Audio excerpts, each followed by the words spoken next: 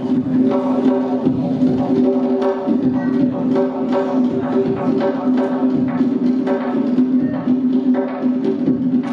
این جواب زبرجد نوشتند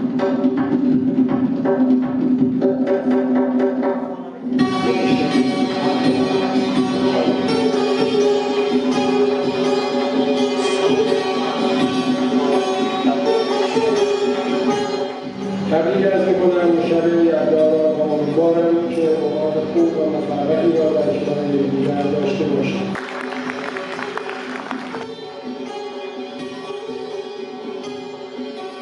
ما در زبان خود رو واجد شب یلدا با معنای شب دراز، شب دراز، یکی ما چیزی که ما برمیگردیم مثلا خدمتتون بسیار خوب است.